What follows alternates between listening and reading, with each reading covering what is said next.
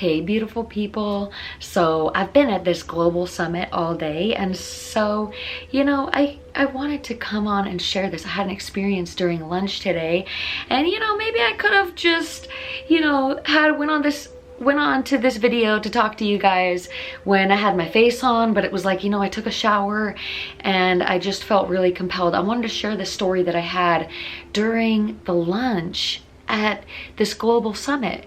So I am doing a workshop over at 1440 Multiversity in California, and during lunch there was this interesting discussion which was about how now before I go on, this is a very multi-dimensional type of conversation, so I hope you can keep up. Let me know in the comments if this is making sense. But basically what this woman was saying was that it's almost as if people are addicted to this adrenaline, this nurturing energy of love through negative energy and negative reinforcement. For example, this is just an example, right? Like, I hate Trump. Oh, I hate Trump too. Let's hate Trump together. And really, like, there's like a camaraderie there, but underneath it there's like this desire to be nurtured. There's this desire to be loved. There's this desire for connection. Now it's the way that they are receiving this love and connection, which is what this woman had an issue with.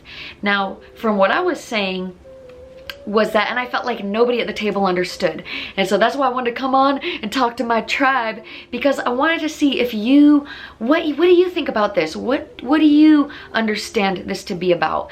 Because the way that I see it is that those people that need to connect over anything, whether it's what she was saying was she was demonizing sports, she was demonizing these negative things. And yeah, I can say that there's this powerful quote by Dr. Martin Luther King Jr., and he said, "What is more powerful, anti-war or pro-peace?" Now I can see what she was saying is that these people were going more into the anti-war rather than getting what their nourishing needs really needed, which was pro-peace, right? You know what I'm saying? So basically what I was saying is that some people really need, and we need to give them access to go there. We need to allow people to connect and find that nurturing love any way that they see fit, because this is the thing. We need to allow that so that people can realize, oh, I'm getting nurturing in this way that is actually really unhealthy. Now, that's just a judgment on me to say that that's healthy or unhealthy. But what I'm saying is that when you find something that's nurturing, then we're gonna look for something that is even more nurturing, that is even more enriching, that is even more love-based. And I think this is the part that nobody was really understanding, was that, I grew up in the woods, I grew up way up north, it was like a lot of trees, a little, pine forest up in the wilderness, we did not have a lot of visitors, we did not have a lot of family, so it was really just me connecting to my siblings. But on a deeper level, I was able to be in the forest every day connecting with myself, right? That was something that was really powerful for me. So for me, at a very young age, I felt very empowered. Not because my family instilled the feeling of empowerment on me, but because I didn't realize this at the time, but it was because I was spending a lot of time with me, right? I was reading a lot of books. Not because I wanted to, that was the thing. It was because that was the only thing I could do. We didn't have TV, we didn't have barbecues, we didn't have all this stuff. So for me, the only thing there was connecting to my own energy, right? So then what happened is that I got on this absolutely high vibe, right? Now, I might not have had the best belief system, right? I might have had a lot of programming, 3D programming, right? But to another degree, I was full of empowerment, and I was pure love. Like, I would smile at people for no reason. I had no judgments on people because, you know, I've seen, growing up in a small town, you see a lot of wacky people, right? I mean, you know what I'm saying if you grew up in a small town. So what I'm saying is that, like, there was a level of me that had not a lot of judgment. There was a level of me that felt that pure unconditional love, that felt that self-acceptance, that felt that oneness for so many people around me. So what happened is that I manifested moving to a big city, which was San Francisco Bay Area, California. Now, if you've ever been over here, you know that this is a very diverse space, right? This is a very diverse place. I mean, we have extreme wealth and we have extreme poverty. We have every single race, every single color, every single type of food. And let me tell you, that was a big time culture shock for me, but it was exciting and I dove right into it. Now in the process, this is what I was saying, was that in that process, we get disconnected from our heart space because we get so busy, we get so overwhelmed, we don't even know. I didn't even realize I was overwhelmed, right? It was more that I was excited. It was more that I felt very much passion. And so it wasn't that that was a bad thing, but it was just that the duality of the situation was that I was moving from this really higher consciousness level, from being out in the woods all the time, and I was kind of bringing it down to a different level because I was not giving myself that quality time anymore. I was spending a lot of time with other people and I wasn't really giving myself that quality. You know what I'm saying? You know, when you're like spending a lot of time with yourself and you feel very clear, and then, you know, you go to like a lot of parties or you go to a lot of functions or you go to a lot of events and there's so many people there that it's very overwhelming. Well, what happens is that I don't care what age you are, you can get tuned in to your own heart energy as a teenager. And that's what I was saying, because as we get older, as we learn the ways of the world, yeah, we're learning about ourselves. But as we learn the ways of the world doesn't quite accept that heart space energy as much. And so what this ascension process looks like is that we are ascending into higher vibration, which only means truly, like, this is just my opinion, what it really means is that we're ascending to the heart space, which has 5,000 times more powerful electromagnetic field than the brain.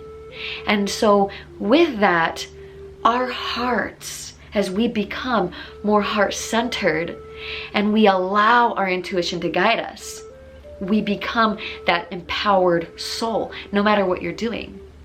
And so when I was talking at the table about how I felt really tuned in as a teenager, they were all like, no, no, no, you don't know yourself as a teenager. And that's what I want to talk about today, is that you might be a high vibrational person and still not know the ways of the world.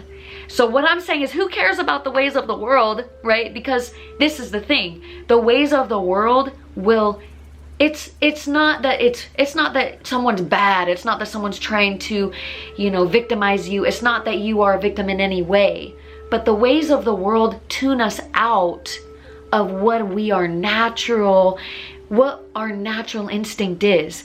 Not because there's, you know, reptilians, and not because, you know, someone's trying to dumb us down. I don't think that's the case. What I think it is that when we get overwhelmed, busy, we tune out of the heart and we tune into the action.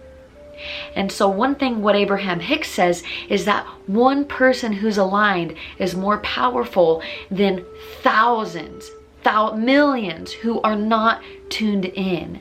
And that is because, you know, there's a difference between being deliberate and allowing the subconscious or the unconscious to guide you. And so what happened when I was a teenager, what I realized what happened was this, was that, yeah, I could say that my belief system wasn't the best, right? I mean, I grew up in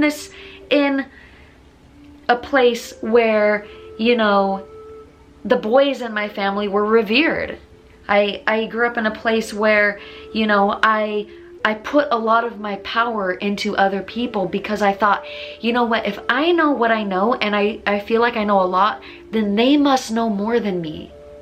They must know more, because if I know what I know and I don't know that much, but I know that I know a lot, then they must know more, right? It was like I was putting my energy outside of myself. Those are two things.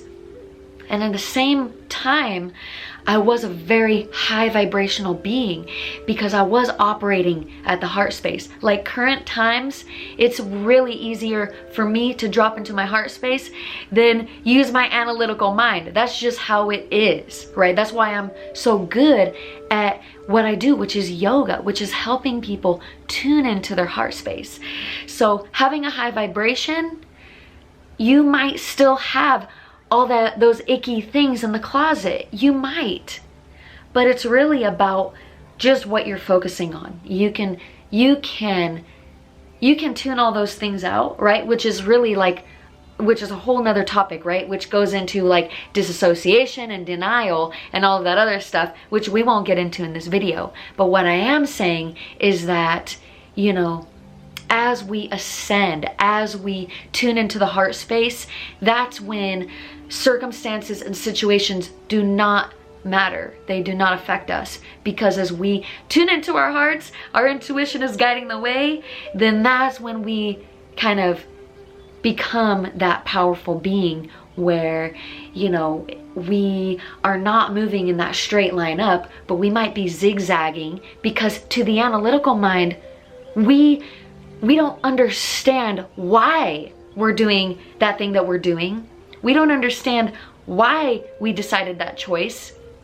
But it's kind of like, have you ever were going to a function and you're like, man, something tells me I should do this or bring this to that function. And you don't listen to that little instinct, and then all of a sudden you're at the function, you're like, oh my God, like it would have been amazing if I would have brought this or that, like that thing. So what I'm saying is that that's just a small scale. This happens on a very large scale. So yeah, I'm just saying, always listen to that intuition. And I know I just had to come on and talk about this because, you know, it's very profound. I mean, I'm at this global leader summit, and it's almost as if these people felt triggered. That was just what I experienced, was that I felt like they got triggered. Because I said, yeah, I felt like I was very tuned in at a young age. And as I learned the ways of the world, I got tuned out. And now I'm back, baby. And I'm stronger than ever. And I got no problem using my heart. And I want to say that, you know what? Using your heart is a safe place. And you know what? That is going to be the next levels of this world.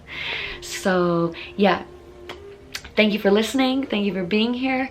And if you love this video, give me a thumbs up.